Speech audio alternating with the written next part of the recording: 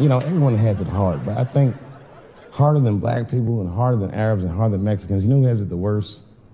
Fat black people. It's hard for white people to understand, but that's what I'm saying is very true. Fat black people have a really rough road, because all manner of things kill white people, but you know what kills more black people than anything, more than police and terrorism? Salt, nigga, regular ass table salt. Here, white people are getting Ebola cures and shit, and meanwhile, I'm dying from fucking the flavoring.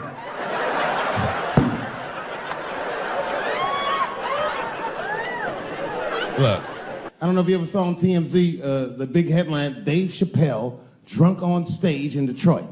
Well, if you saw it, I wasn't drunk. I had smoked some reefer with some rappers. I don't know if you know anything about hanging out with rappers, but their weed is very strong. Stronger than what I was accustomed to.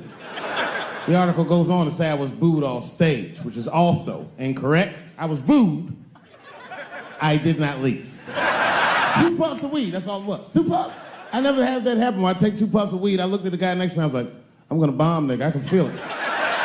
And that guy called my name, Dave Chappelle. Niggas was like, you know, normally when you do a comedy show, you guys don't know what it looks like up here, but niggas be just looking up at you like. That's how the show started. It didn't take long for the faces to switch up, like, what the fuck? They started looking amongst themselves. So I knew I wasn't doing good. I don't remember what I was saying. It just took one person to break the ice. It's a black lady with the Ford Motor shirt on. She said, fuck you, Dave Chappelle. I said, excuse me? She said, I worked all week for this shit, and this show sucks. In a weird act of racial harmony, a conservative white guy stood up and backed her up. Yeah! The whole crowd band together and started chanting, we want our money back. We want our money back. I said, oh shit. I snapped out of it. Good people of Detroit, hear me now. You will never get your fucking money back. Fuck that. I said, I'm like Evel Knievel. I get paid for the attempt. I didn't promise this shit would be good. Boo, they said, fuck you. This went on for a long time. And then after the show, I felt so bad, I took half of the money from the show, thousands of dollars. I said, I'm gonna give this to charity. And you know what I did? I bought $25,000 worth of bubble gum and drove around Detroit and handed it out to the homeless so they could chew it and still be hungry.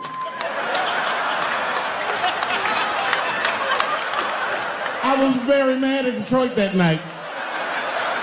Because not only did I bomb, nigga, I had to go back to the very same room the next night and do it all over again. Fucking nightmare. That would be like if you were having sex with a woman and for some reason, this would never happen, but for some reason, she had a mouse trap in her pussy.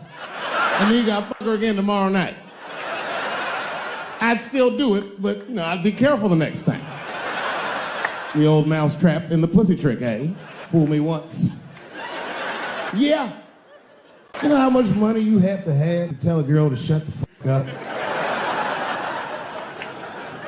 I have quiet please money at best. I'd have to take a loan out for shut the fuck up. Shut the fuck up, that's Jay-Z money. And Beyonce got, no, you shut the fuck up. Juicy Smouye is an actor from France, and he became famous on a show called Empire. He was in Chicago late at night and was the victim.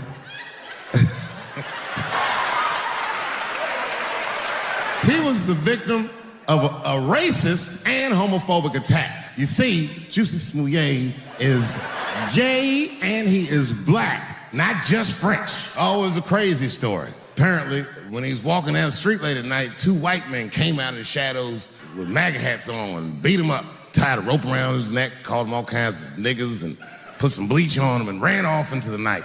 This shit was like international news. And everybody was furious, especially in Hollywood. Justice for Juicy and all this shit. African Americans, we were like oddly quiet.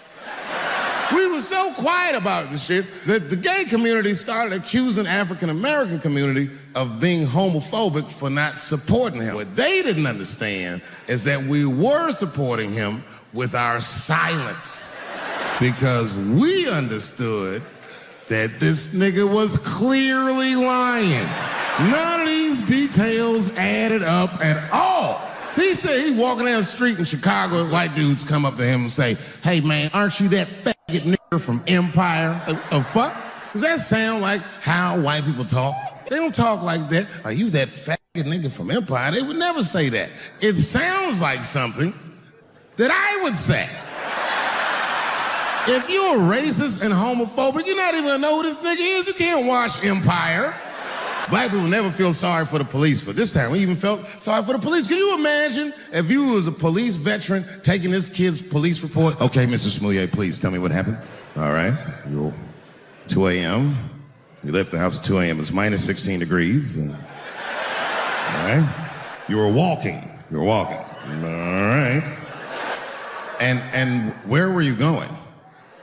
Subway. Sandwiches?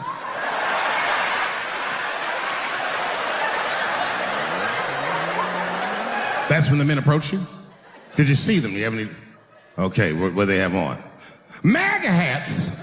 MAGA hats on in Chicago. Excuse me one second, Mr. Smouye. Frank, come here for a second. Find out where Kanye West was last night.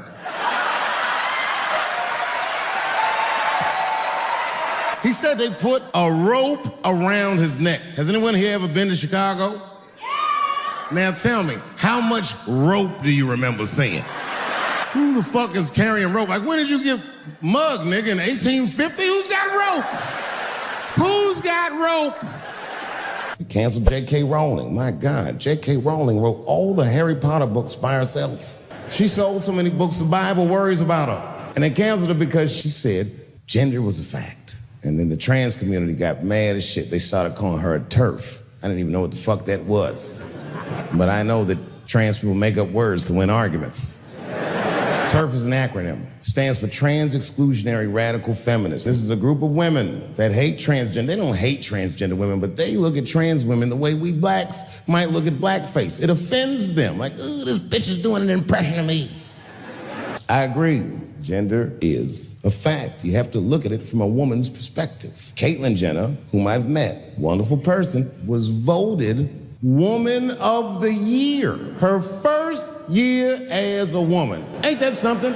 Beat every bitch in Detroit. She's better than all of you. Never even had a period. Ain't that something? Oh, I'd be mad as shit if I was a woman. I'd be mad if I was me. If I was in a BET Awards sitting there and they're like, and the winner for Nigger of the Year, Eminem, my man. I am not saying that to say that trans women aren't women. I am just saying that those pussies that they got, you know what I mean? I'm not saying it's not pussy, but that's like beyond pussy or impossible pussy, you know what I mean? It tastes like pussy, but that's not quite what it is it? It's not blood, that's beet juice. Oh, buddy, I'm in trouble now. You think I hate gay people, and what you're really seeing is that I am jealous of gay people. We blacks, we look at the gay community and we go, God damn it, look how well that movement is going. And we've been trapped in this predicament for hundreds of years. How the fuck are you making that kind of progress? I can't help but feel like if slaves had baby oil and booty shorts, we might have been free 100 years sooner, you know what I mean? If Martin Luther King was like, I want everybody to get up on them floats, get your bodies good and shiny. I'd like to start by addressing the LGBTQ community directly. And I hope to negotiate the release of DaBaby. DaBaby was the #1 streaming artist until about a couple weeks ago. He took a nasty spill on stage, said some wild stuff about the LGBTQ community during a concert in Florida. Now, you know I go hard in the paint, but even I saw that shit and was like, God damn, DaBaby. He pushed the button, punched the LGBTQ community right in the AIDS. Yeah, but, you know, a lot of the LGBTQ community doesn't know DaBaby's history. He's a wild guy. He once shot a nigga and killed him in Walmart. Oh, this is true. Google it. DaBaby shot and killed a nigga in Walmart in North Carolina. Nothing bad happened to his career. Do you see where I'm going with this? In our country, you can shoot and kill a nigga, but you better not hurt a gay person's feelings. I got in a fight. I was in a bar in Austin with my wife. It was during COVID. A woman came to our table. This bitch came over, no mask, all H words. Hi, how are you? We all covered our drinks. Oh, bitch, what are you doing? The men at the table were filming me. This happens when you're famous. And these dumb motherfuckers thought that it was my first rodeo. Sadly, it worked. I ran right over there. I said, I pointed right in the camera. I said, you's a bitch-ass nigga for doing this to me. And the dude was shocked that I said it. He said, oh. And when he did like this, I seen all his fingernails was painted, and I realized, like, uh-oh, this fella's gay. She stood up. He was towering over me. He must have been 6'5", a big, white, corn-fed, Texas homosexual. This nigga was ready to fight me, but I stood my ground. I wasn't scared. How could I be scared? This motherfucker's shirt was tied up in a knot like this. Oh, fuck this guy. Let's go, nigga, let's go. A lesbian woman that claimed that I beat her up in a nightclub because she was a lesbian. That is fucking crazy. Bitch, I didn't even know you was a woman. Thank God TMZ didn't believe that. Because I did beat the shit out of her, I'm not gonna lie. It was her fault, I had no choice. I came in the club minding my own business, and a woman came up to me, she goes, oh my God, Dave Chappelle. I said, hey, miss, how are you, blah, blah, blah. This lesbian fellow stepped between us. Hey, nigga, that's my girl. I said, yo, my man, back up, like that. She said, I ain't backing up off shit, nigga, that's my girl. You're gonna have to give me 3 feet, like this. She said, stop calling me a man, motherfucker. I'm a woman. I said, what? And then I looked deep in this nigga's cheekbones. I said, oh my God, you are a woman. I unballed my fist immediately. I even changed the tone of my voice. I said softly, sweetly, like a pimp might say, bitch, I'm about to slap the shit out of you. I thought we were gonna come to blows. I was ready. And then, right when you think we would fight, guess what he did? He picked up his phone and he called the police. And this thing I'm describing is a major issue that I have with that community. Gay people are minorities until they need to be white again. I'm being very brutally honest so we can solve this problem. I'm telling you right now, a black gay person would have never done that to me. Because a black gay person knows when the police shows up, they're not gonna care who called them. They don't show up like, which one of you niggers is Clifford? We're all Clifford. Oh, I wish I didn't say that. She dropped that foot back. Boop, she was in a perfect southpaw stance. Her shoulders were angled correctly. Her head movement was good. I said, oh no, this bitch boxes for real. She threw a wild hook at me and I saw it coming from yesterday, so I slipped it like this. I had no choice. I had to go to work. I let that jab go. You should have seen me go, nigga. I tenderized them titties like chicken cutlets. I whooped the toxic masculinity out of that bitch. I live in a little town in Ohio. It must be like 3,700 people. And niggas always ask me, like, Dave, why you live in that hippie town? And I'd be embarrassed to tell them the truth. Because Yellow Springs, Ohio has the most beautiful women in the world. And a lot of people might disagree with me, but you gotta see them for yourself. But it all depends on what you're into, you know what I mean? I like white bitches with dirty feet. If I had a strip club in Yellow Springs, I would call that shit strippies. All naked hippies all the time. And I'd only hire girls with long and long hair that looks like they slept on it. And I would keep a pile of dirt right next to the stage. Like, get your feet in that dirt and get up there and give those people what they came to see. Chalk up.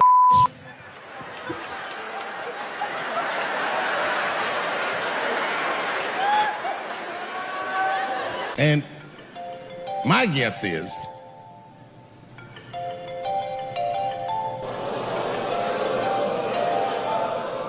what is this, high school? This nigga probably got a babysitter or something. Go on and answer your phone, nigga. Just get that shit out of here. I'm in the middle of something important. Wouldn't it be funny if we made fun of him? He was like, and he went outside like, hello? Mama's dead. Oh no! Mama's dead.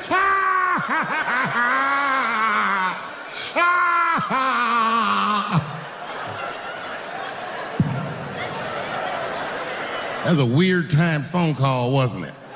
It's like his phone is gay. I feel bad for T's, but they're so confusing.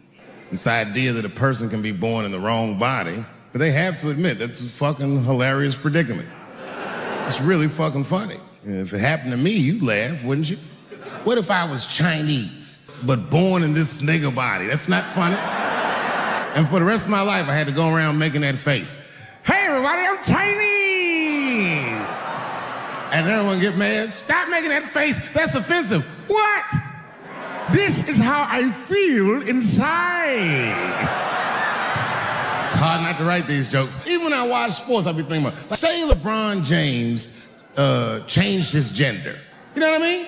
Okay, can he stay in the NBA?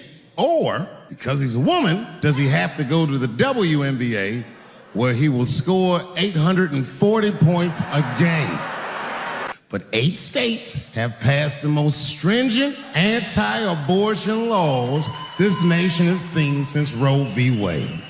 Now, I'll be real with you, and I know nobody gives a fuck what I think anyway. I'm not for abortion. Oh, shut up, nigga. I'm not for it, but I'm not against it either. It all depends on who I get pregnant. If you have a you need to shut the fuck up on this one. They shouldn't have to consult anybody, except for a physician, about how they exercise that right. Gentlemen, that is fair. And ladies, to be fair to us, if you decide to have the baby, a man should not have to pay. That's fair. If you can kill this motherfucker, I can at least abandon him. It's my money, my choice. And if I'm wrong, then perhaps we're wrong. I came home early from the road. I had a $12,000 suit on because life's been going good. And I got home early and dinner was cooking. You ever come home when dinner's cooking? Doesn't that smell good? My son saw me and he was like, Dad's home. And he got up from the table and ran over to give me a hug, but he had chicken grease all over his face. So I stiffed on him like, yo, my man.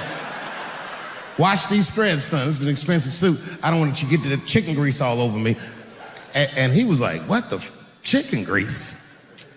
Dad, this is duck. A tear came out of my eyes. I never dreamt I'd do so well in life that I'd raise a nigga with duck grease all over his face. They just killed another 12 people in a mass shooting in Virginia Beach. This shit's happening every week. It happens so much, I don't care anymore. I tried to change the subject. I go, how is school going, boys? And my sons tell me, well, we didn't have school today, technically. I'm like, well, what's going on? He said, well, there was like a school shooting drill. They have drills that they make kids do where they practice what to do if somebody comes to shoot up their school. I'd never heard that before. I was like, what the fuck? Then I had to tell my sons the truth. I didn't want to tell them this shit. Son, listen to me. Fuck that drill. If somebody comes to your school and wants to shoot it up, I'm just gonna be honest with you. You probably gonna get shot, nigga. I'm just being real. You got a famous dad. I talk a lot of shit. They gonna be gunning for you, little buddy. Just stay low and run in a zigzag pattern and don't try to save anybody, son. Do you understand me? All you're doing is training these kids to worry. It's the stupidest drill I've ever heard of. And while you're in there training them during these drills, well, aren't you training the shooter too? This nigga's in here listening and learning like the other kids. Where are we supposed to meet? All the parents is looking at each other crazy. One of us is raising the shooter. Just don't know which one of us it is. All we know for sure is that if you're a white parent, the chances that it's you exponentially higher than the rest of us. Shooting up school is a white kid's game. I hated school too. It never occurred to me. Kill everybody in school? It's fucking crazy. Just do what I did, nigga. Try some things. Have you skipped school, nigga? Skip school. Take a walk and meet some other kids. Fuck school, nigga. Try drugs. Have you tried drugs out, nigga? That might... People say things to me all the time, but what you don't know is it does affect me. I couldn't stop thinking about what this woman said because she's not the first woman that said that to me. It's puzzling. You know what I mean? Like, what could I possibly be saying that would make these bitches think I hate women? Couldn't figure it out. I Googled the dictionary definition of a feminist just to make sure I was talking about the right thing. And do you know what the dictionary definition of a feminist is? I didn't either. Webster's defines a feminist: a human being, not a woman, that believes in equal rights for women. Because by that definition, I would consider myself a feminist. And I didn't even know that at the time. All these years, I thought it meant frumpy dyke. Well, that's who's always talking to me, some chick in overalls. Men are trying to rape us. Ah, not you, bitch, me please. At a shopping mall, an old white lady, she was following me. Mean lady, too. You ever see a woman with lines on her face? Like, even if she smiled, it looked like it would hurt. I knew she was following me because she was at places that had nothing to do with her. I'd be looking around like, what is this old bitch doing in GameStop and Foot Locker and all the places I like to go? Every time I see her, she just be looking at me all mean. I go all the way to the back of the parking lot where I hear a voice go, David Chappelle. And I look back and sure enough, there she was, that face. She's probably around my age, but she was a white woman. This bitch looked terrible. So I said, hello, miss. I watch your comedy. I said, uh-oh. Sounds to me like you hate women. I said, well, you know what, miss? It's art. But I can tell you, as the maker of this art, I don't believe that I feel that way. Well, I think, and I said, shut up, bitch. Shut the fuck up. Before I kill you and put you in the trunk. Ain't nobody around here. I'm just kidding. I didn't say that. I felt that way, but that's not what I said. What is a woman? What is that in this day and time? It seems to be a question nowadays. Now listen, women get mad at me, gay people get mad at me, lesbians get mad at me, but I'm gonna tell you right now, and this is true, these transgenders, these niggas want me dead. I've gone too far, I've said too much. Every time I come out on stage, I be scared. I be looking around the crowd for knuckles and Adam's apples to see where the threats might be coming from. Oh. A nigga came up to me on the street the other day. He said, careful, Dave, they after you. I said, what? One they or many theys? Doing a little shopping with my family. In Walmart with the poor whites rummaging around for mediocre goods and services. And then I gotta go to the restroom. Now I'm standing at the urinal taking a leak. And suddenly, a woman walks into the men's room. I'm gonna be like, that's strange. And then she stands shoulder to shoulder with me at the urinal. I'm gonna be like, bitch, what's going on with you? And then she hikes her skirt up and pulls a real live, meaty dick out. Well, what do you think I'm gonna say? Thank God she's in here with me. At least now I know my family's safe. No, I'm not gonna feel that way at all. I'm gonna feel very uncomfortable. I would feel better if it was a man with a vagina that backed up to the urinal next to me. I wouldn't even think about that. I'd just be like, that's funny. This guy is peeing out of his butt for some reason. Oh my God, he must be a veteran. Thank you for your service. What I think the feminist movement needs to be very successful is a male leader. I'll do it. I will. I will lead you women to the promised land. I will make sure you get equal pay for equal work. I will make sure that nobody harasses you or fucks with you on the job. I will protect all of your interests. And all that I ask for in return is that you suck my dick. And now we're right back to square one, aren't we?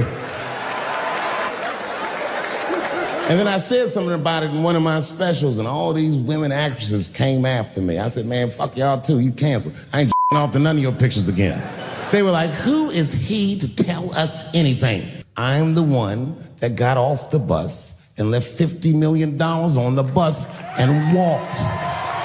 I agreed with these women. I just didn't agree with what they were doing about it. No, it was annoying as fuck. When you guys did the women's march, I asked all the fellas, none of them wanted to go. I tried everything. Come on, y'all, it's gonna be bitches there. They was like, nope. So what I did is I called my friend Ange. Matter of fact, she's the only woman that I know personally that pays her ex-husband alimony. And she sounds just like a man when she does it. Fuck that broke motherfucker and all that. She says all that shit. Texted. I said, Ange, are you going to the women's march? She said, I hope those white bitches get tear gassed. There's a problem in that feminist movement, isn't there? I supported the Me Too movement. The whole time I thought that the way they handled that was stupid. It was white. It was like all of them would be like, let's all go to the Golden Globes and wear black dresses. give these men a piece of our minds. Bitch, that is not gonna work. You think Martin Luther King's gonna be like, I want everybody to keep riding the bus, but wear matching outfits. I want everybody to wear a crocheted pussy hat so they know we're serious. What the fuck was y'all doing? I also saw a lot of videos of UFOs. I mean, what the fuck has been going on with that shit? These niggas are here. These UFOs keep coming to Earth, and it made me think of an idea for a movie. It sounds dumb, but hear me out. In my movie idea, we find out that these aliens are originally from Earth, that they're from an ancient civilization that achieved interstellar travel and left the Earth. Some other planet they go to, and things go terrible for them in the other planet, so they come back to Earth, decide that they want to claim the Earth for their very own. I call it Space Jews. Space Jews. All right, it's gonna get worse than that. Hang in there. I remember I was at this bar one time. This is one of those bars where the top shelf should be under the sink. This is where poor whites drink, the tiki torch whites. Turn around to everybody in the bar and go, hey everybody, I'm gonna buy everyone in the bar around the drinks. And all the motherfuckers like, hoorah! And the bartender knew I was drunk, so she pulled me aside. Chappelle, are you sure about that? That's going to be $16. Tough time for the whites. And these motherfuckers was having a rootin' tootin' time. They was in there partying, making all them noises. Woo! Ow! Yow! You know all them noises white people make before lynching? They was doing all that shit. I was drunk. Two big, buff, gay black dudes. I didn't know these dudes, but I know they was gay. If they had a dick in their mouth, they wouldn't look any gayer than they did just sitting there. They had 1980s gay face. You know what that is? Close your mouth, nigga. What's surprising? You know what I mean? But they was huge. They looked like Juicy Smouye's trainers. Any of you who have ever watched me know that I have never had a problem with transgender people. My problem has always been with white people. I have been arguing with the whites my entire career. And just when I thought I had you guys on the ropes, you changed all the rules. Oh, yeah? Yeah, motherfucker. Well, I'm a girl now, nigger, and you must treat me as such. Call me a girl, nigger. It's annoying as fuck. Listen to everything I ever said about that community. I'll go through them. I said, how much do I have to participate in your self-image? I said, you shouldn't discuss this in front of black people. I said, I know niggas in Brooklyn that wear high heels just to feel safe. I asked you, why is it easier for Bruce Jenner to change his gender than it is for Cassius Clay to change his name? If you listen to what I'm saying, I'm not even talking about them, I'm talking about us, and they don't listen. If you're in a group that I made fun of, then just know that I probably will only make fun of you if I see myself in you. I make fun of poor white people because I was once poor. And I know that the only difference between a poor black person and a poor white person is that a poor white person feels like it's not supposed to be happening to them. Everything else is the same. I know what it's like to have a cold house. I wasn't allowed to touch the thermostat growing up without asking my father. And it would be fucking freezing in the house. I'd be like, Dad, please, can I please just turn the heat up to like, I don't know, 32? Nigga, it's really cold. Just put more clothes on, David. Got all three of my outfits on, nigga. When you look at me, I'm freezing up here. And he said, just don't think about how cold you are, David. And I said this, I didn't say it to him, but I said it in front of him so he could hear it. I said, I fucking hate being poor. And my dad got really upset. He didn't scream or holler, that wasn't his way. He just threw his newspaper on the floor and he said, David, David, David, you are not poor. Poor is a mentality. He said it's a mentality that very few people ever recover from. Don't you forget it, son. You are broke. He said, these are just financial circumstances that I hope to overcome one day very soon. And I said, well, Dad, whatever you want to call this, it's wildly uncomfortable. There was a big dance coming up in the middle school. I was 12 years old. I said, Dad, can I go to the dance? He said, of course you can go to the dance. I want you to get out and meet some more kids. I said, great. It costs $3 to get in. And my dad said, ooh.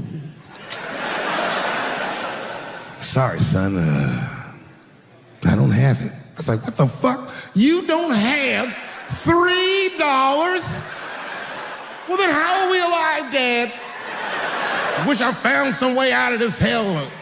I'd do anything to not be poor. I will show Michael Jackson my anus if I get a chance. I just gotta get out of this hell.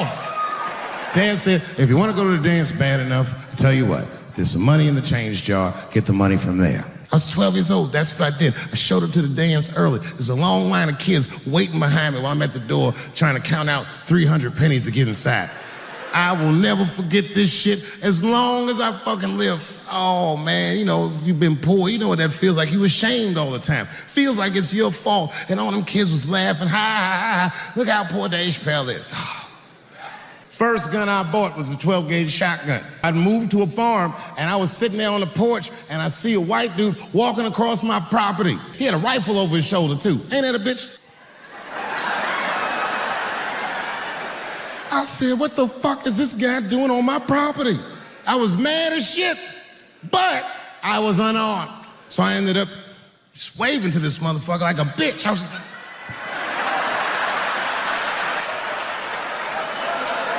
And as soon as he got far enough away, I ran to my car and sped to Kmart. This is in a rural white area. And remember, I was nervous because the guy was on my property, I'm black, and I was sweaty. You know what I mean? And I ran to the gun counter, black and sweaty, sweating and black. And I looked up at the nigga, I was like, I look like a slave or something. I said, I need a gun immediately, like that. Guy didn't answer, no questions. He just grabbed a 12-gauge shotgun, handed it to me. I'd never even held a gun before. I'm not a dummy. I'm like, well, I need some bullets too. And the guy reached under the counter, put 2 box shells on the counter. He said, all right, buddy, which box do you want? One box had pictures of some ducks on it. The other box had pictures of some deer. I said, well, what's that box with them ducks? He said, oh, that there's birdshot. And then he goes just like this, I'm not exaggerating, he goes, that won't kill a man. He said, it'll just pepper him up nicely. I said, what the fuck? Pepper? You know what it means to pepper a motherfucker up? It means that when the shell explodes, hot BBs will shoot out of the barrel of the gun, not killing a motherfucker, but penetrating their skin and shallow flesh. Boy, that's gotta hurt. Hot BBs? Ha, ha! Remember when Dick Cheney shot a motherfucker in the face and he lived? That was birdshot. I said, well, what's that box with the deer on it? He goes, oh, that there's buckshot. That'll put a hole in the goddamn truck if you wanted to. So which box do you want? And he picked the one with the deer up and shook it. I thought he was trying to trick me. I was like, do you have a box with a picture of a white dude trespassing on it? Because it's exactly the strength I'm looking for. I don't know if you ever saw on TMZ the big headline, Dave Chappelle, drunk on stage in Detroit. Well, if you saw it, I wasn't drunk. I had smoked some reefer with some rappers. I don't know if you know anything about hanging out with rappers, but their weed is very strong. Stronger than what I was accustomed to. The article goes on to say I was booed off stage, which is also incorrect. I was booed. I did not leave. 2 puffs of weed, that's all it was. 2 puffs. I never had that happen where I take 2 puffs of weed. I looked at the guy next to me, I was like, I'm gonna bomb, nigga, I can feel it. And that guy called my name, Dave Chappelle. Niggas was like, you know, normally when you do a comedy show, you guys don't know what it looks like up here, but niggas be looking up at you like. That's how the show started. It didn't take long for their faces to switch up, like, what the fuck? They started looking amongst themselves. So I knew I wasn't doing good. I don't remember what I was saying. It just took one person to break the ice. It's a black lady with the Ford Motor shirt on. Said, fuck you, Dave Chappelle. I said, excuse me? She said, I worked all week for this shit, and this show sucks. In a weird act of racial harmony, a conservative white guy stood up and backed her up. Yeah! The whole crowd band together and started chanting, we want our money back. We want our money back. I said, oh shit. I snapped out of it. Good people of Detroit, hear me now. You will never get your fucking money back. Fuck that. I said, I'm like Evel Knievel. I get paid for the attempt. I didn't promise this shit would be good. Boo, they said, fuck you. This went on for a long time. And then after the show, I felt so bad, I took half of the money from the show, thousands of dollars. I said, I'm gonna give this to charity. And you know what I did? I bought $25,000 worth of bubble gum and drove around Detroit and handed it out to the homeless so they could chew it and still be hungry.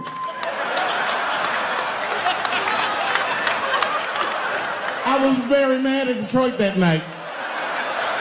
Because not only did I bomb, nigga, I had to go back to the very same room the next night and do it all over again. Fucking nightmare. That would be like if you were having sex with a woman and for some reason, this would never happen, but for some reason, she had a mouse trap in her pussy.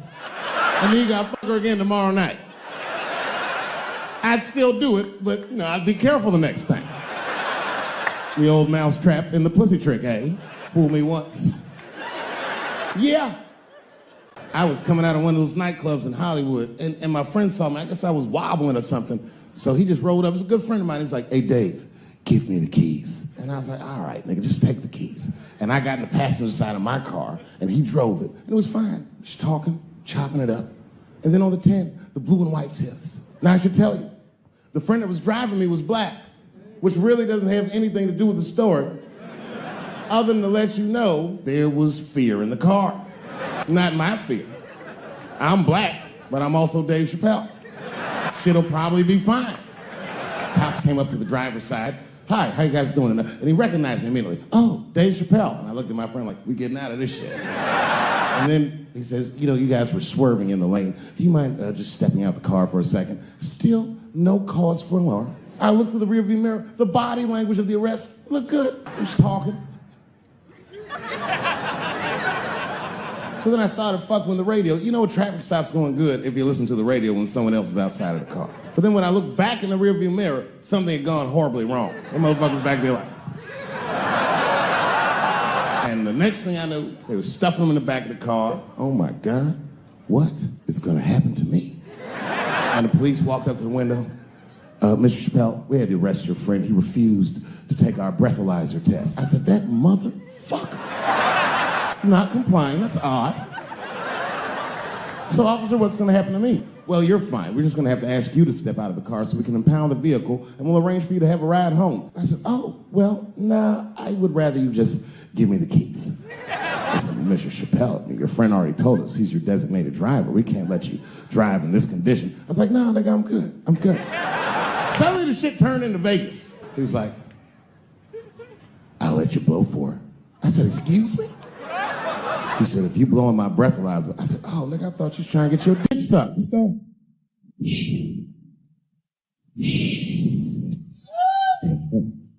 If you blow in my breathalyzer and pass, I'll give you the keys to the car.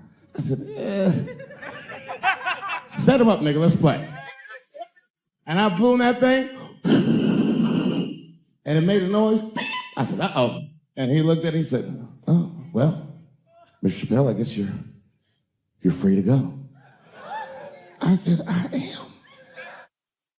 I didn't know that thing didn't pick up weed. I drove home on the 10, 30 miles an hour. You know, a lot of black people don't fuck with me like they used to. But there's a lot of reasons. There's a few reasons you don't see black people at my shows. One is because, obviously, black people have slower internet connections.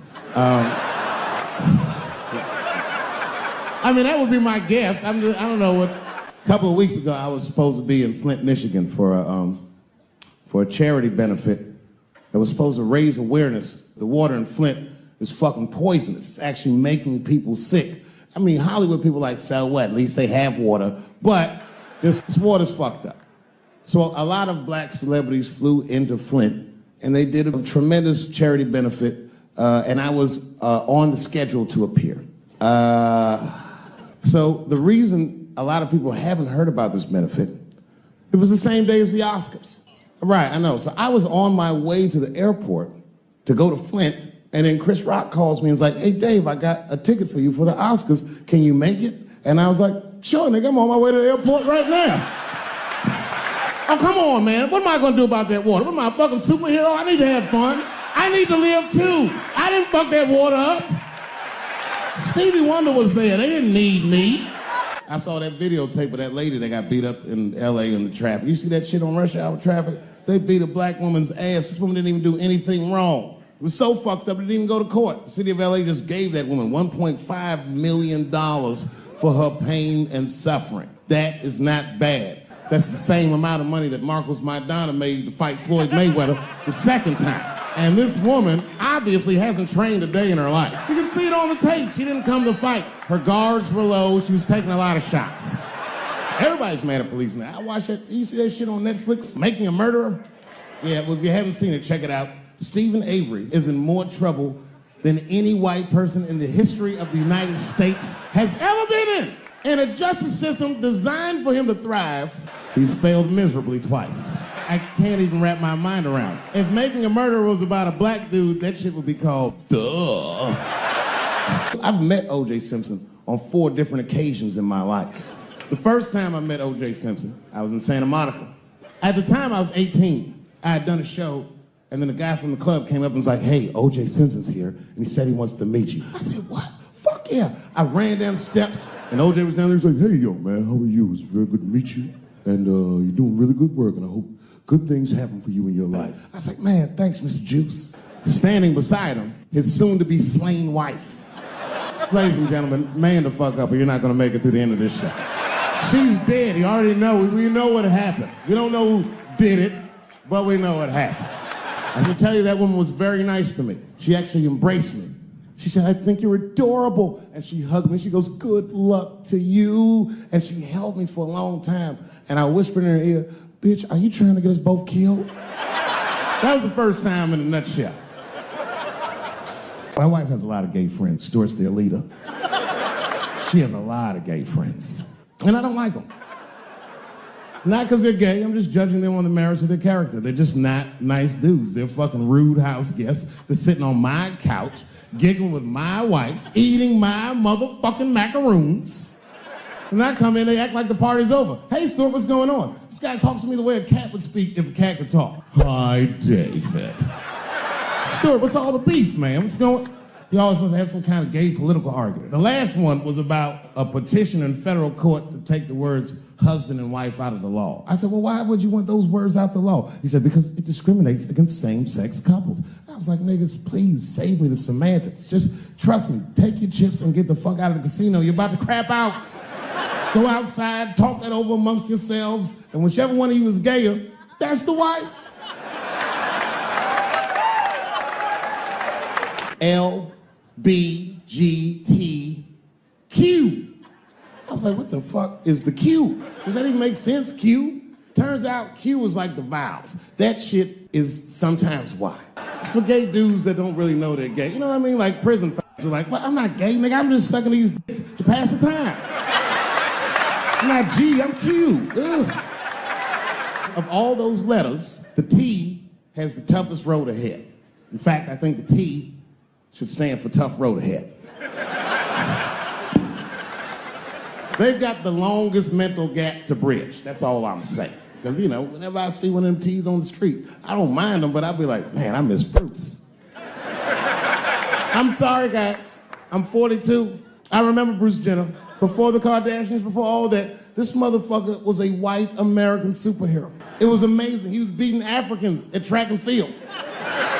We'd never seen anything like it. He was on my cereal box growing up. You know how much of that cereal I ate, nigga? I didn't know he was gonna do that. I knew before you guys knew.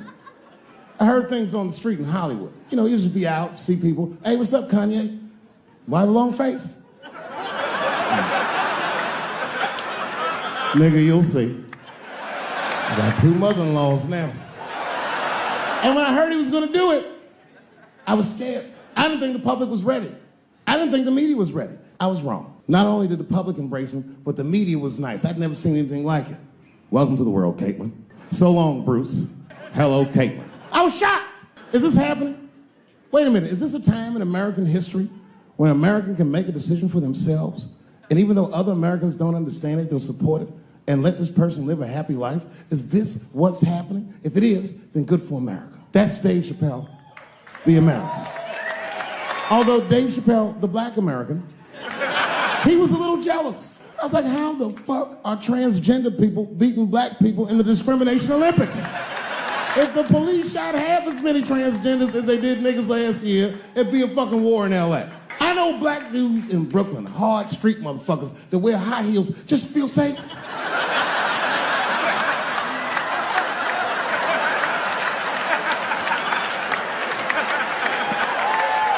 Transgenders are gangsters.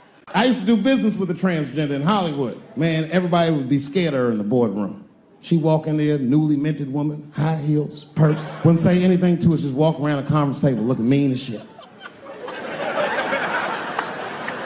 And then she'd walk to the head of the conference table, stare at us all, reach in her purse, and pull her old dick out and throw it on the table.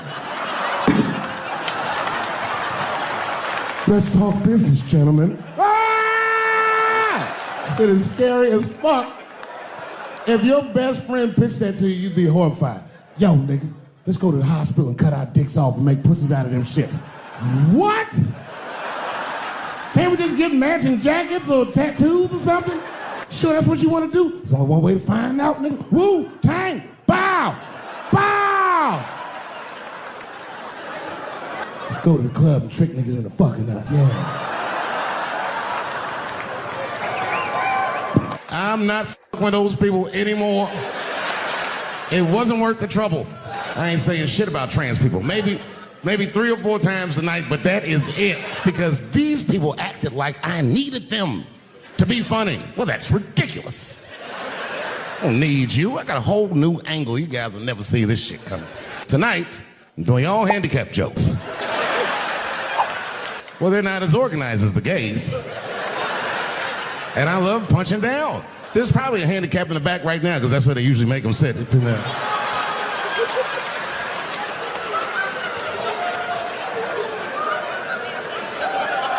I came here to laugh at transgender people. I didn't know this nigga was gonna make jokes about us. Come on, y'all, let's get the fuck up out of here. Yeah, it's about time somebody let these handicaps have it. They done met their match tonight. Fuck them. Little Nas X. I met this nigga at a party. I had no idea who he was. Everybody in the party was another dreamer. Everyone was famous, but when that nigga walked in, he was dressed like C-3PO. He was shining. And for some reason, out of all them dreamers, he walked right up to me. I tried to get you in my video. What video? You know what video. And walked away. What do you want to be when you grow up? I don't want to say, because I don't want the other kids to laugh at me. Who cares if they laugh? Say it loud and proud. What do you want to be when you grow up? Little Nas X. That nigga stood up in front of the whole class. I want to be the gayest nigga that ever lived. I want to do a music video and slide down a stripper pole all the way to the depths of hell and suck the devil's dick at 10 o'clock on BET while all the kids are awake and can see me. There was a black man who was in South Carolina during slavery who somehow got granted his freedom by his so-called master. And when his master granted him the freedom, he also gave him a plot of land. Now, it turns out this brother was brilliant. And he farmed this plot of land very successfully and made a lot of money. When he got all that money, this nigga bought some slaves. Not only was he a slave owner, he became a slave breeder and employed tactics that were so cruel, even white slave owners were like, yo, my man. Dude, but he did it just because that's what successful people did at the time, and he just wanted to be down. What a fucking tragedy. How can a person that went through slavery perpetrate the same evil on a person that looks just like him? It's mind-blowing. They're making a movie about him. Ironically, it's called Space Jews. Space Jews. If you're defending your home with a shotgun, the 6 shots in 12-gauge shotgun, first shot, bird shot, next shot, buck shot, bird shot, and then after that, guns Jamaican. Buckshot, buckshot, buckshot. So, okay, like say I'm in bed and sleeping, and suddenly my wife wakes me up. David, wake up. And I'm like, oh, look who's come around. And I pull my dick over the top of my pajamas. And she says, no, I hear something. I go, oh, this bitch. I get up out of bed, grab the gun. I say, wait here, baby, I'll go check it out. Just lock the door behind me. Right there in the kitchen is a heroin-addicted white, and he's digging through the change jar by the door. I worked really hard for that change. So first, I wrapped the shotgun. Hey, motherfucker, click-clack. That click-clack sound will stop a rational human being in their tracks. But sure enough, this person is not rational. They're sick on drugs. They're digging in the change. I gotta act fast. This nigga's almost got $1.50. I warned you, birdshot. Hot BBs will permeate his yellow heroin skin. Remember, I'm not killing him. I'm just peppering him up nice. He lets out a heroin scream. And that should be the end of it. But, I miscalculated. While he's on the ground screaming, I noticed that his teeth are horribly miscolored. That's not heroin at all, is it? That's crystal meth. He pops right back up unscathed. Roar! Time for the heavy stuff. Clack, clack, buckshot! And then if he got a friend with him, I got one more bird shot left. After that, nigga, it's slugs for everybody. And I'll be in a kitchen full of dying heroin addicts, saying stupid heroin last words.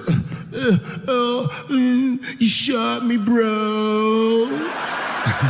Oh, it hurts, man. It hurt.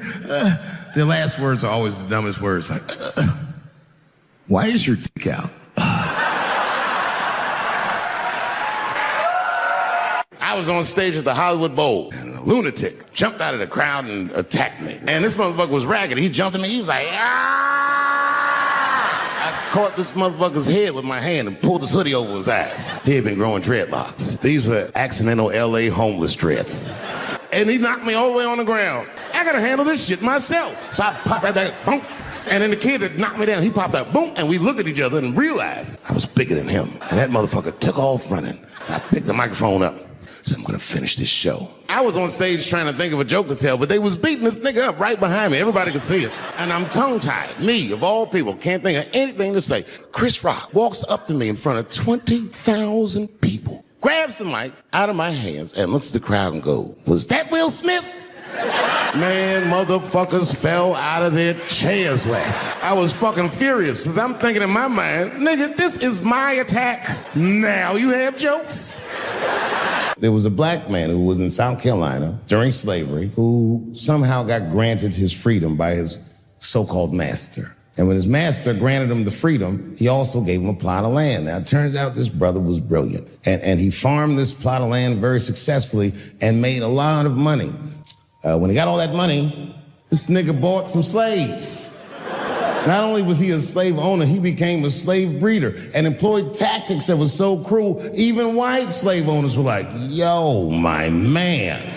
Dude, but he did it just because that's what successful people did at the time, and he just wanted to be down. What a fucking tragedy. How can a person that went through slavery perpetrate the same evil on a person that looks just like him? It's mind-blowing. They're making a movie about him. Ironically, it's called Space Jews. Space Jews. Then I thought of an idea for a children's book.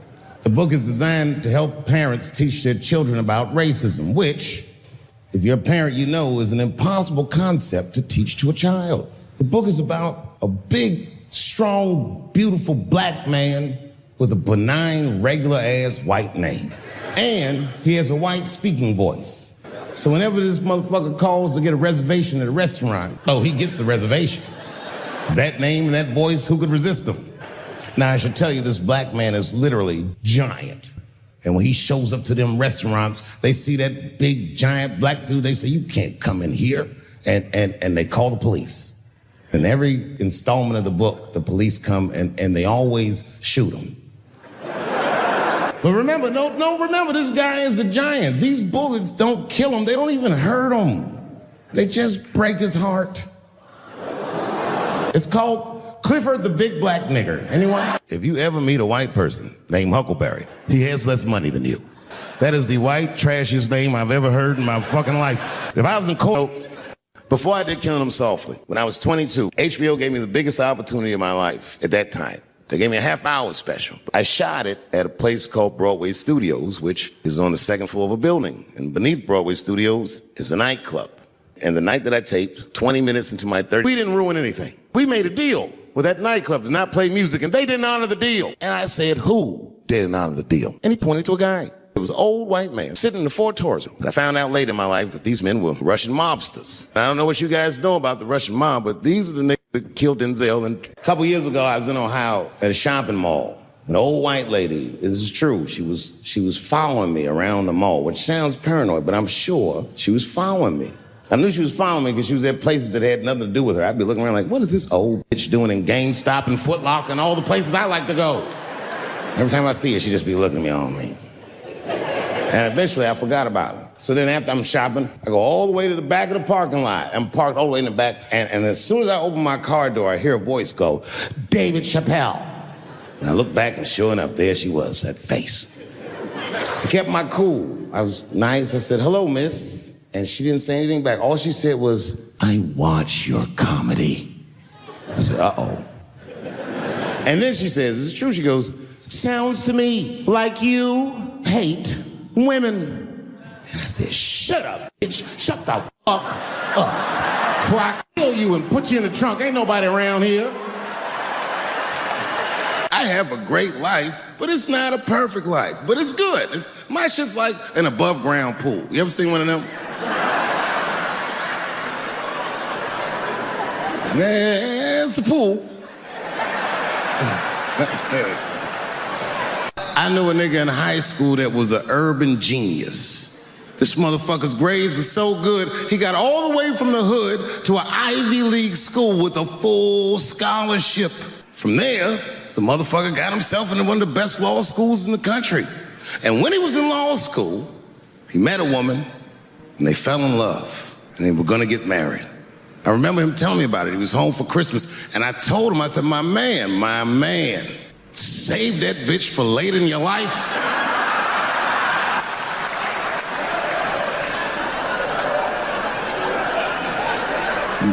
But he's in love. He didn't listen to me. He married her while he was in law school. And sadly, they got divorced while he was in law school. He was a street nigga from the hood. This man had nothing. And that bitch took half of that. But an empty house, that's some cold shit. I see my age in my children.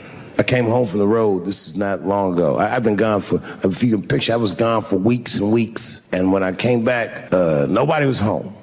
Now, one person in my family thought that maybe I'd like to see them when I got back. Like, they knew when I was coming back, but they just weren't home. And that shit was a wake-up call. You know, like when my kids were little and the tour bus would pull up to the house, these motherfuckers would spill out. Dad is home, hooray! And they'd hug me and kiss me, and then as the years went on, they'd get less interested. Hey, everybody, look, it's Mr. Promises back from the road. And I went into my oldest son's room. I was like, hello? He was gone. And I'd never done this to him before, but for some reason I just did it. I just looked through his shit just to see who this motherfucker was becoming. And I found these notebooks, and I started going through the notebooks, and it was all this wonderful poetry in them, written as his handwriting. I didn't even know this wrote poems. And then I looked through his drawers, and I opened up his middle drawer, and I found this rolling paper. And I looked down at them papers like, oh, that's where that poetry's coming from. And that shit broke my heart. I mean, I smoked weed, but I mourned my son's innocence. And I cried a little bit. And I took his papers upstairs to my room, rolled some weed that I'd hid from the family. And I got really high. And then I got paranoid, so I put his papers back how I found them, so he wouldn't know what I was up to. So he won't even know that happened until he sees the special. Yeah, I found your papers. He's a cold motherfucker. Let me tell you, this kid is only 16 years old. Listen to what he did to me. This motherfucker calls me up in the middle of the night. It was 1 o'clock in the morning. He goes, Dad, don't be mad. I knew something was terribly wrong. I said, what's going on? He said, listen, I'm fine. And don't forget, you told me to do this. I'm at a party, and my designated driver had too much to drink. And me and my friends need you to come pick us up. I said, Jesus Christ, it's 1 o'clock in the morning. I am faced. But I figured, is better me than some kid, I might as well roll the dice and go pick my up. I said, all right, I'm coming to get you. Just give me the address and I'll be right there. And then he gave me the address and I was shocked. I said, son, you are not going to believe this, but I'm at the same party. I was coming out of one of those nightclubs in Hollywood, and my friend saw me. I guess I was wobbling or something. So he just rolled up. It was a good friend of mine. He was like, hey, Dave, give me the keys. And I was like, all right, just take the keys. And I got in the passenger side of my car, and he drove it. And then on the 10, the blue and whites hit us. Now, I should tell you, the friend that was driving me was black, which really doesn't have anything to do with the story, other than to let you know there was fear in the car. Not my fear. I'm black. But I'm also Dave Chappelle. So I figured, she'll probably be fine. Cops came up to the driver's side, and he recognized me immediately. Oh, Dave Chappelle. And I looked at my friend like, we getting out of this shit. And then he says, you guys were swerving in the lane. Do you mind just stepping out the car for a second? I looked through the rearview mirror. The body language of the arrest looked good. So then I started fucking with the radio. You know, traffic stops going good if you listen to the radio when someone else is outside of the car. But then when I looked back in the rearview mirror, something had gone horribly wrong. Them motherfuckers back there like. And the next thing I knew, they were stuffing them in the back of the car, and I thought, when anybody would think of a situation like that, oh my God, what is gonna happen to me? And the police walked up to the window. Mr. Chappelle, we had to arrest your friend. He refused to take our breathalyzer test. I said, that motherfucker. Not complying, that's odd. So, officer, what's gonna happen to me? Well, you're fine. We're just gonna have to ask you to step out of the car so we can impound the vehicle, and we'll arrange for you to have a ride home. I said, oh, well, nah, I would rather you just give me the keys. And then suddenly the shit turned into Vegas. He was like, I'll let you blow for it. I said, excuse me? He said, if you blow in my breathalyzer. I said, oh, nigga, I thought you was trying to get your dick sucked. Let's go.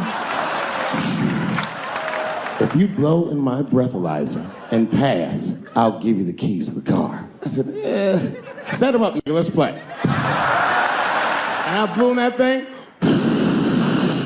and it made a noise. I said, uh-oh. And he looked at it and he said, oh, well, Mr. Chappelle, I guess you're free to go. I said, I am. I didn't know that thing didn't pick up weed. I drove home on the 10, 30 miles an hour.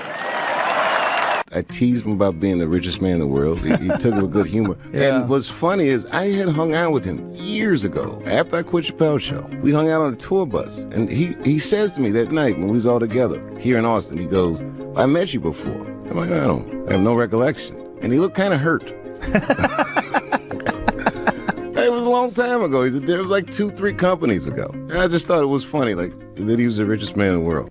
When I quit Chappelle's show, the hardest part about it, not the hardest, but a hard part about it, was that I had to watch the world go on without me.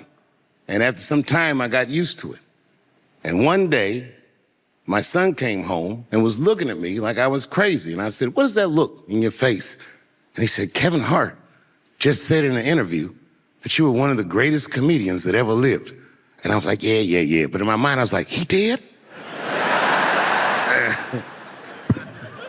And I thought to myself, if I ever had a chance to honor you in front of your family, boy, I'll come running. Kevin, you make me dream bigger, you inspire me, and you remind me why I love the love of my life, this genre. The way you approach it is masterful, and you are one of the GOATs of the game. From the bottom of my heart, thank you. I watched Donald Trump in a press conference, and this motherfucker had all the media gathered, and this literally asked the media to their face to stop finding it out. I was like, yo, this motherfucker is bugging. And then, I'm not even making this up, his lips started sweating. Have you ever seen a motherfucker's lip sweat? What the fuck is wrong with this nigga's lips? It's like if you're on a plane, right? You ever been on a plane? I get scared to fly. I do it all the time. I be scared on there. And sometimes the plane will hit turbulence. And then I get nervous. But I always look at the flight attendant, and she looks calm, and it makes me feel calm. But if that lips were sweating, it's terrifying. Like, yo, why are your lips sweating? What do you know? go. And then, I'm not even making this shit up, this motherfucker grabbed the podium, he goes, you don't know how scary the things I read in my briefings are. And I was like, holy shit, man, you ain't supposed to tell us that, bro. That's bad leadership. Even as a parent, you think I'm gonna sit my kids there, hey, little man, come here real quick, I just wanna holler at you for a second. Yo, I'm 3 months behind on the rent, and I am worried, very worried. Go to school and have a productive day. I was just thinking out loud, getting some shit off my chest. Like, what the f*** are you doing, bro? This is bad, man. We've had presidents before that have done bad jobs, but this shit is worse than a bad job. It's scary to watch. Holy shit, it's like seeing a pipe in your Uber driver's passenger seat. All this motherfucker's ideas sound like high people ideas. He just tells us what he's thinking as soon as it occurs to him. This shit sounds nuts. I'm gonna go to China and I'm gonna get those jobs from China and bring them back here to America. For what? So iPhones can be $9,000? Leave that job in China where it belongs. None of us want to work that hard. What is he thinking? I want to wear Nikes. I don't want to make them. What are you doing? I am going to bring back coal. Coal? I'm not even exaggerating. I have never in my life even seen a fucking lump of coal. I honestly don't even know what coal is for. If you're going to have motherfuckers digging around in the dirt looking for shit, find me some truffles, nigga. That's what I'm about. And these truffle prices are getting out of control. If it gets any worse, I'm gonna be back down to regular butter like everybody else. A lot of people think I'm from the hood. That's not true. But I never bothered to correct anybody because I wanted the streets to embrace me. Like sometimes I'll hang out with rappers like Nas and them, and these motherfuckers will start talking about the projects. Yo, it was wild in the PJs, yo. And I'll be like, word, nigga, word. But I don't know. I have no idea. My parents did just well enough so that I could grow up poor around white people. And to be honest, when Nas and them talk about the projects, I used to get jealous because it sounded fun. Everybody in the projects was poor, and that's fair. But if you were poor in Silver Spring, nigga, it felt like it was only happening to you. Nas does not know the pain of that first sleepover at a white friend's house. You come back home on Sunday and just look at your parents like, y'all need to step your game up. Everything in Timmy's house works. I feel regular. Feel like myself. Maybe I'll smoke some weed and be in some nightclub. You suffer, I suffer. You suffer, I suffer. That's how it works. Can't do comparative suffering. If you're hungry and your friend says, you know, people are starving in Africa, so what, nigga? I still want lunch.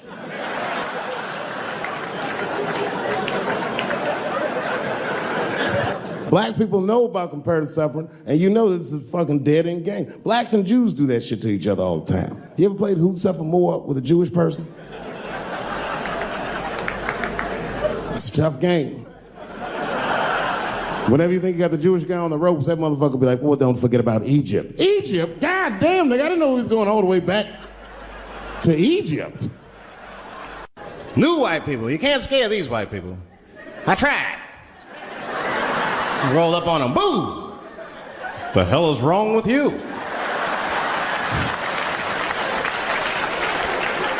Those days are over. I feel bad for teas, but they're so confusing. And it's not all my fault. I feel like they need to take some responsibility for my jokes.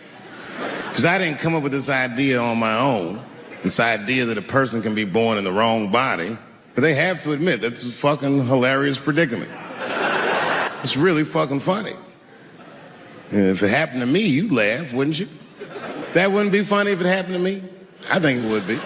What if it did? What if I was Chinese, but born in this nigga body? That's not funny. And for the rest of my life, I had to go around making that face. Hey everybody, I'm Chinese! And everyone get mad. Stop making that face. That's offensive. What? This is how I feel inside. If you're in a group that I made fun of, then just know that I probably will only make fun of you if I see myself in you. I make fun of poor white people because I was once poor. And I know that the only difference between a poor black person and a poor white person is that a poor white person feels like it's not supposed to be happening to them. Everything else is the same. I know what it's like to have a cold house. I wasn't allowed to touch the thermostat growing up without asking my father. And it would be fucking freezing in the house. I'd be like, Dad, please, can I please just turn the heat up to like, I don't know, 32? Nigga, it's really cold. Just put more clothes on, David. Got all 3 of my outfits on, nigga. When you look at me, I'm freezing up here. And he said, just don't think about how cold you are, David. And I said this, I didn't say it to him, but I said it in front of him so he could hear it. I said, I fucking hate being poor. And my dad got really upset. He didn't scream or holler, that wasn't his way. He just threw his newspaper on the floor and he said, David, David, David, you are not poor. Poor is a mentality. He said it's a mentality that very few people ever recover from. Don't you forget it, son. You are broke. He said, these are just financial circumstances that I hope to overcome one day very soon. And I said, well, Dad, whatever you want to call this, it's wildly uncomfortable. There was a big dance coming up in the middle school. I was 12 years old. I said, Dad, can I go to the dance? He said, of course you can go to the dance. I want you to get out and meet some more kids. I said, great. It costs $3 to get in. And my dad said, ooh. Sorry, son. I don't have it. I was like, what the fuck? You don't have $3? Well, then how are we alive, Dad? I wish I found some way out of this hell.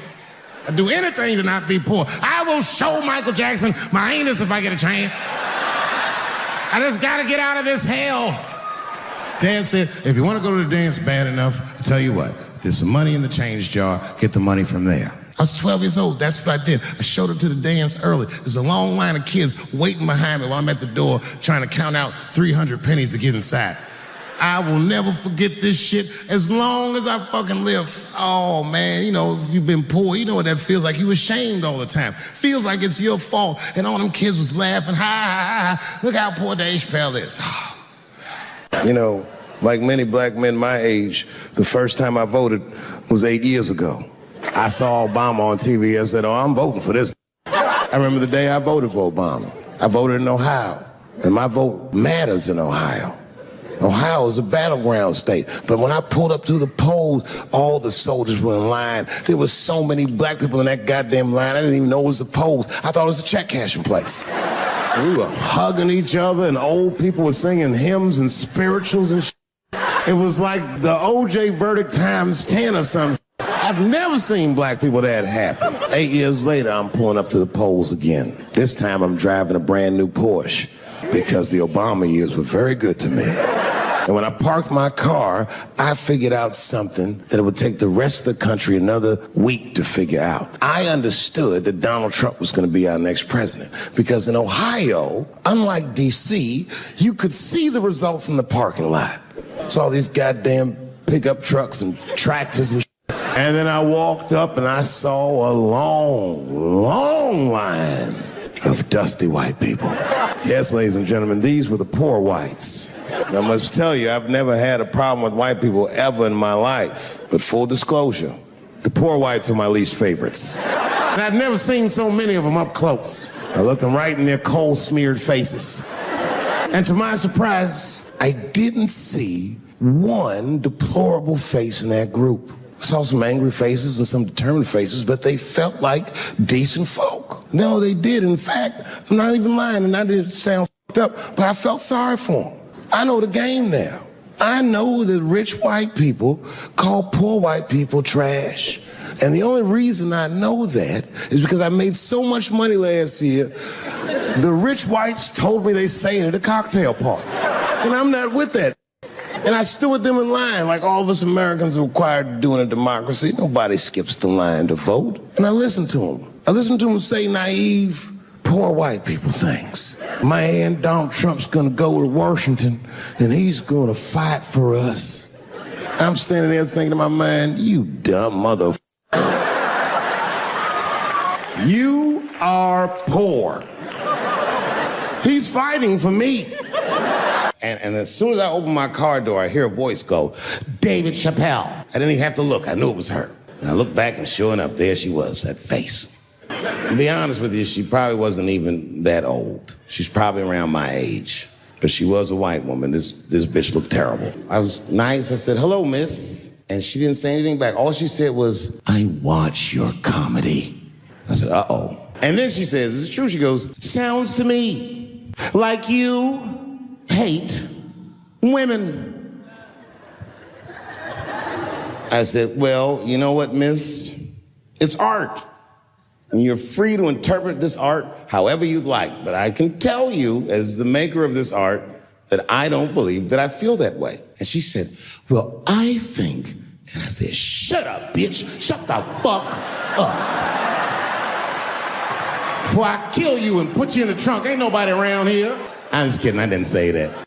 And they've canceled people that are more powerful than me. They canceled J.K. Rowling. My God, J.K. Rowling wrote all the Harry Potter books by herself.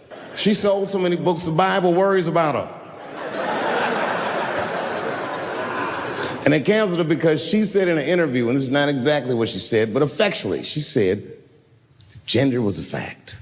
And then the trans community got mad as shit. They started calling her a TERF. I didn't even know what the fuck that was. But I know that trans people make up words to win arguments. So I looked it up. TERF is an acronym. Stands for Trans Exclusionary Radical Feminists. This is a real thing. This is a group of women that hate transgender. They don't hate transgender women, but they look at trans women the way we blacks might look at blackface. It offends them. Like, ooh, this bitch is doing an impression of me. This isn't just a wild weed story. It's Dave Chappelle using humor to flip racial stereotypes, poke at cultural differences, and show how far people will go for a laugh. I'll break down why it hits harder than you think. But tell me, is this pure comedy genius or just too far? I got a lot of things to talk about tonight. First of all, I've stopped smoking weed.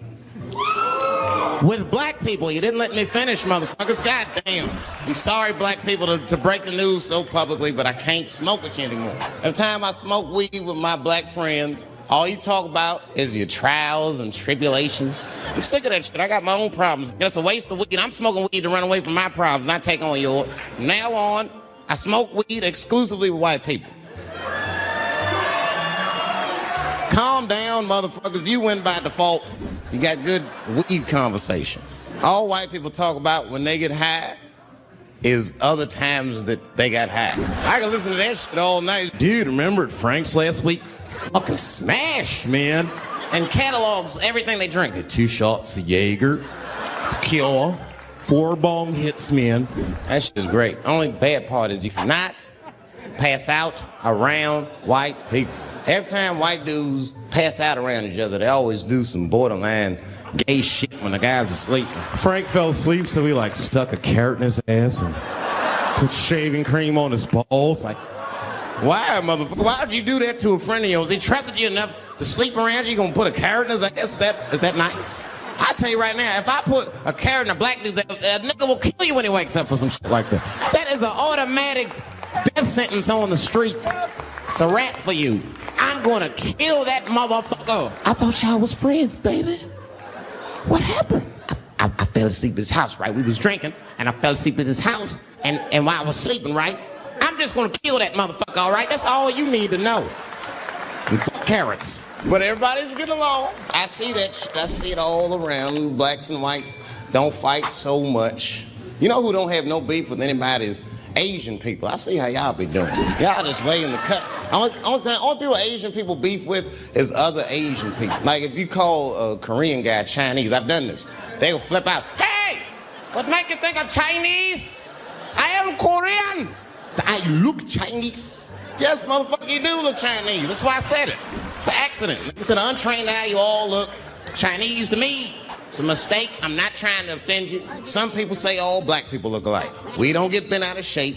We normally just call those people police. Okay? Here's a little history to let you know just how pointless racism is. In New York City, in Washington Square Park, they got these two big trees where they used to hang criminals back in the old days. But they would hang white people and black people on different trees.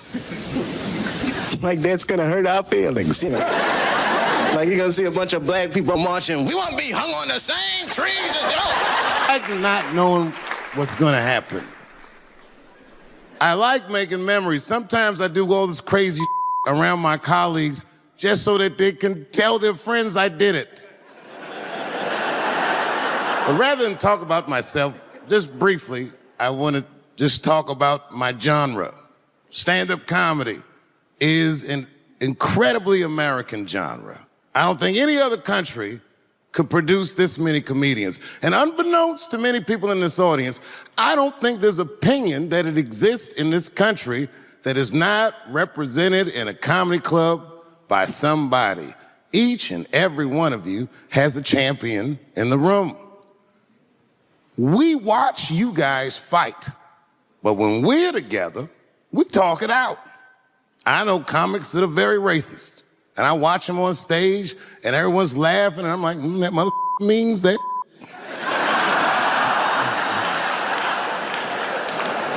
Don't get mad at them, don't hate them. We go upstairs and have a beer, and sometimes I even appreciate the artistry that they paint their racist opinions with. Man, it's not that serious. The First Amendment is first for a reason. The Second Amendment is just in case the first one doesn't work out.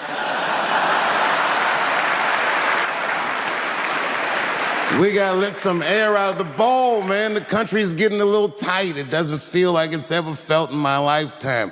So tonight, I am honored that my colleagues are here in comedy and in music.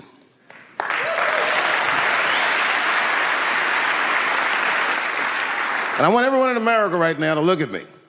Look at me smoking indoors. I didn't ask anybody, I just did it. What are they gonna do? Kick me out before I get the prize? No, nigga, this is called leverage.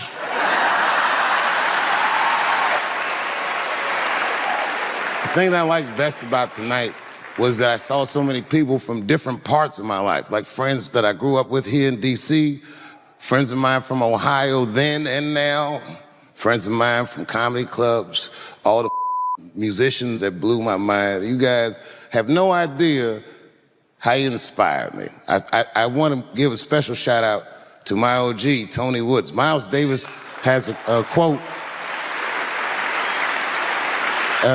It's one of my favorite. Miles Davis said so much cool shit, but one of the things he said I always loved, he said, it took me years to learn how to play like myself.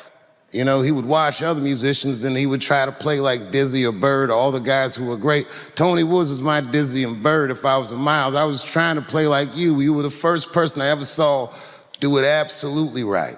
You were fearless and you told the truth. There's something so true about this genre, when done correctly, that I will fight anybody that gets a true practitioner of this art form's way, because I know you're wrong. This is the truth, and you are obstructing it. I'm not talking about the content, I'm talking about the art form. Do you understand? Do we have an agreement? And what I really wanted to say tonight, and I'm glad I get the platform to do it, I'm gay. I am gay, and I can't wait to see what this does for my career, being gay like this. So many special shout outs. One of the main architects of the comeback of the century, my brother and my mentor, the mighty Stan Lathan. I never dreamed that I would be able to work with someone as great as you. These last 5 specials, straight fire. I wouldn't want to do another special with anybody else but you. So eat your mother vegetables and live as long as you can, because we doing a few more of these bitches. Neil Brennan, your speech made me cry, because it reminded me of all those hard days of work and all that money I never got for it. The other real special shout out I gotta make because none of this would have been possible on any level without this person. Is my mother. Mom. My mother. Mom. You have no idea what I put this woman through. If you had just given birth to me, that would have been more than enough. But the fact that she raised me and raised me well, we had a real oral tradition in our house. I knew the word griot when I was a little boy. A griot was a person in Africa who was charged with keeping the stories of the village. Everyone would tell a griot the stories and they would remember them all so that they could tell future generations. And when they got old, they'd tell them to someone else. And they say in Africa, when a griot dies, it's like a library was burnt down. And my mother used to tell me, before I ever thought about doing comedy, she said, you should be a griot. And she'd fill me with every story of black life. You know, she's educated in African-American studies, and she would let me understand the context that I was being raised in, that I'm being raised in a hostile environment that I have to tame. By the time I was 14 years old, I was in nightclubs, mastering an adult world. It was terrifying. The crack epidemic was going on, and my mother would hear gunshots outside and be scared to death. Maybe it's my son. But early in my career, if you remember, Mom, you used to sit in the club with me. She'd do a full day of work. You'd be back there falling asleep, just waiting for me to go on. She would watch my show every night. Do you know how long that car ride is home?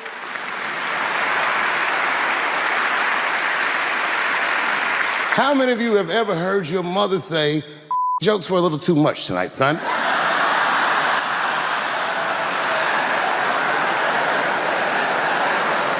I was a soft kid.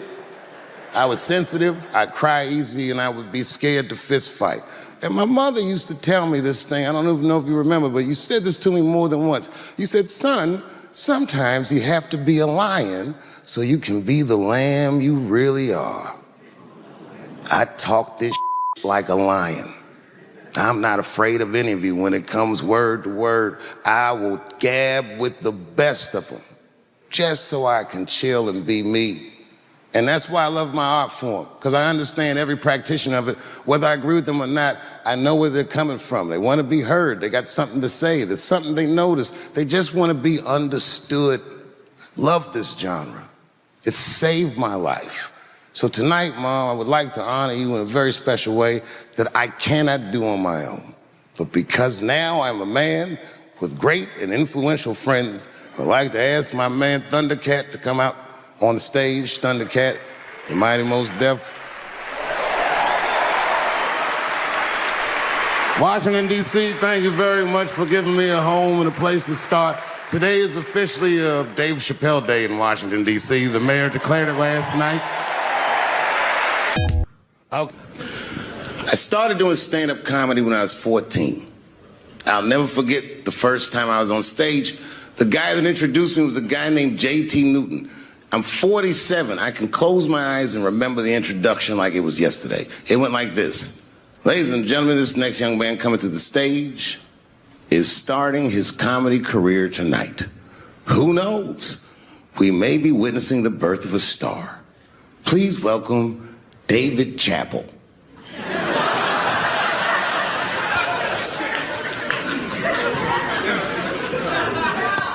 From the first time that I ever held a microphone, I was sure this was it.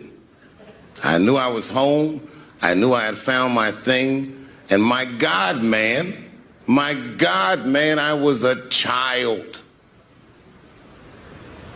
I got good.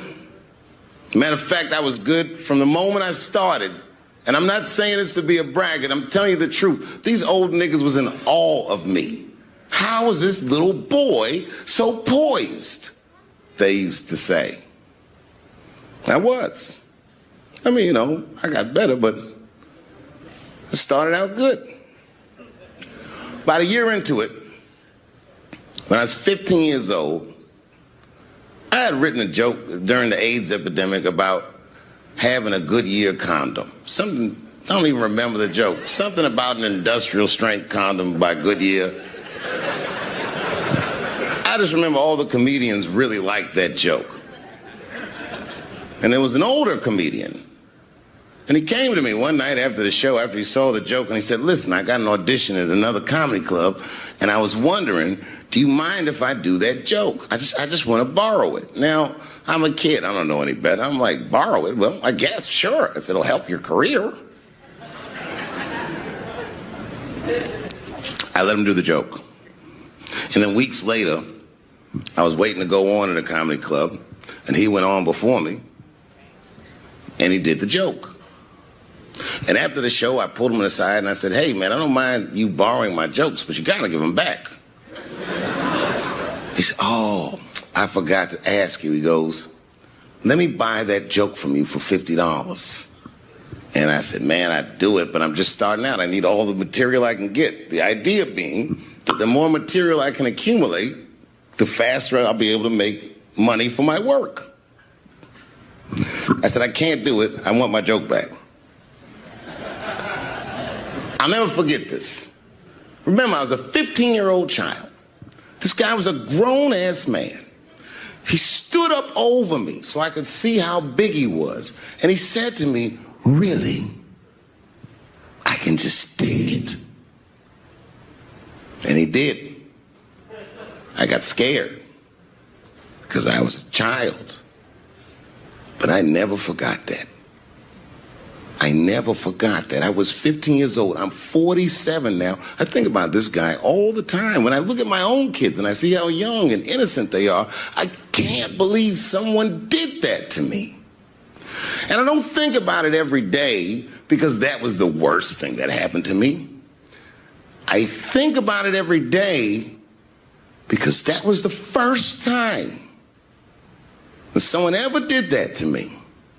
But in my career, it has happened many, many times since, where someone would intimidate me or scare me and take something that I believe was mine. I'll tell you another story. Now I'm 18 years old. I'm living in New York City, and I just finished my first road tour, which was a very difficult tour. I'll spare you the details. Now I'm back in New York, but my rent is paid, thank God. And I have $60 to my name, and a woman that I had met in Pittsburgh, a bad Dominican bitch,